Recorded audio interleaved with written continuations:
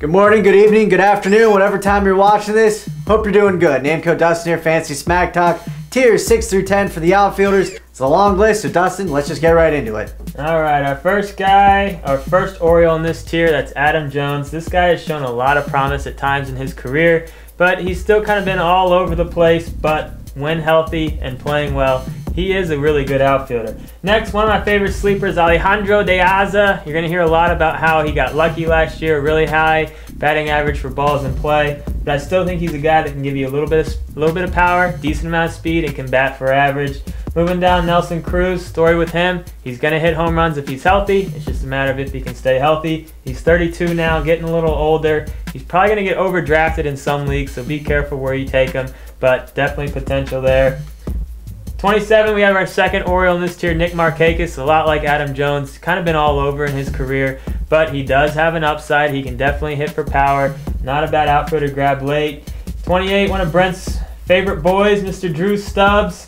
You know, he's shown flashes of power, and he's going to have that speed, but you're going to have to deal with a batting average of around 250. But all in all, not a bad outfielder. And the last guy in this tier, almost 40-year-old Ichiro. He's not going to be the Ichiro of old, but he can still bat for maybe close to 300, maybe a little higher, and get you those bags. Tier 7, we start off with a youngster for Anaheim. That's Peter Borges. Only 25 years old. You know, certainly had a solid year last year. You know, is going to give you some speed, give you some power and a decent average. And he's 25, so a decent amount of upside still here. Next on the list, we have Andre Ethier. He had that unbelievable hitting streak, and he always seems to start the year really hot. But just know whenever you draft him, he had 0 bags a year ago, so clearly the speed isn't there for him.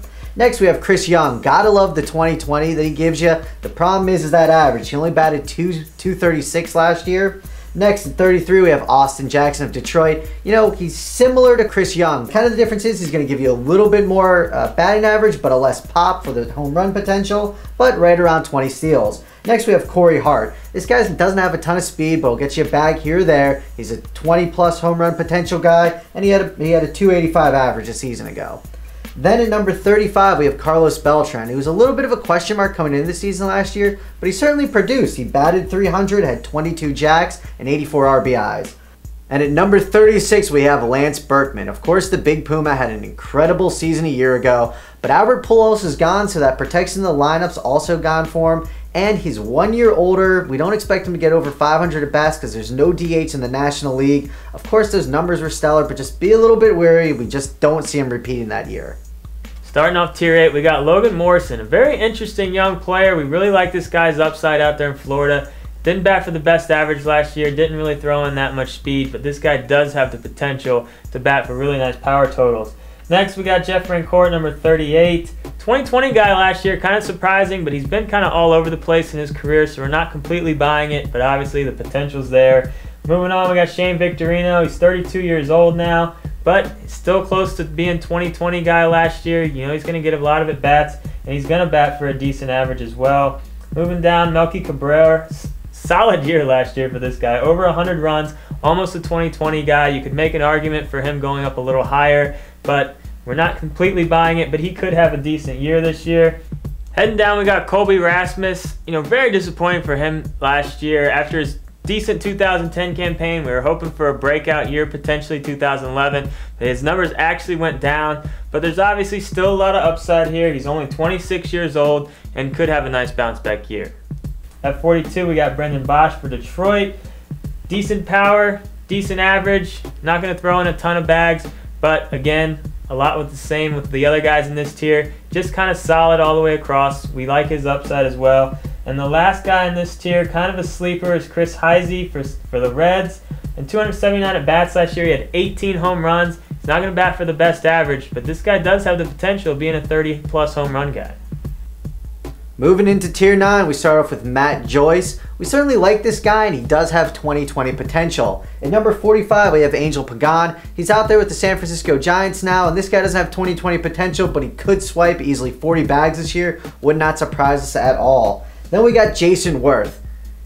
You know, I think fantasy owners and the Nationals are waiting to live up to that big-time contract, so don't be suckered into drafting him in the mid-rounds. He's a 2020 guy with a terrible batting average that strikes out a lot. Clearly, we don't like him that much. Next on the list, we got Ben Revere. Now here's a young guy that could lead the major leagues in stolen bases, so if you need speed late, he's a great guy to grab. Then at number 48, we got Nick Swisher. Swisher's kind of that boring, steady player, but he's going to get you a 260 average, probably 20 jacks, and around 85 RBIs. And, you know, at this point in the draft, we normally like taking young guys with upside, which leads me into number 49. And this is a young guy with upside, Alex Presley, according to Dustin. So if you're late in the draft and you want to grab him, blame Dustin if he doesn't pan out. But if it works out for you, there's certainly, you know, Dustin gets all the credit. I'm lingering on Alex Presley, but here's the deal. In 215 at-bats last year, he batted 300, had 4 home runs and 9 bags, so the kid does have upside. Tier 10 starts out with a couple of traders, aka ex-twins. We wish we still had them, but Delman Young out there with Detroit now, you know, didn't really have that great of a year, but we know what he did a couple of years ago. He does have the potential to be an above-average outfielder. Not a huge upside at this point, though. I think we've seen his upside. Next, Michael Kadire. He's not really going to blow you away, but he's going to bat for a decent average, throwing a little bit of power. Moving down, Bryce Harper for the Nationals. It's yet to be seen if he's going to start the year in the majors. We'll see what happens, but if he does get called up early, he could be a decent steal for if you can get him late. The problem is people are probably going to reach on him, so just definitely pay attention to what's going on in spring training and make sure he's going to at least start the year in the majors if you're going to use a good draft pick on him.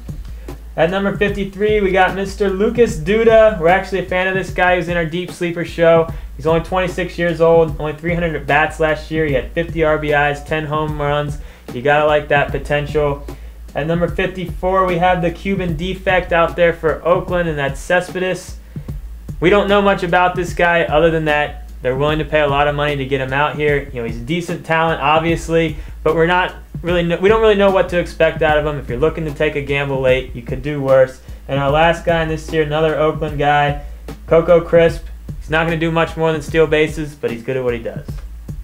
So that wraps up all of our outfielders. That was tiers 6 through 10. Like I said, if you haven't seen 1 through 5, you're clearly going to want to go ahead and watch that. We also got a lot of things on the site, all the other tiers and rankings. We got our top 100 cheat sheet. You can like us on Facebook. You can follow us on Twitter at Fantasy Advice. Man, there's a lot of things to do in the day of the internet now. There is. Go Twins.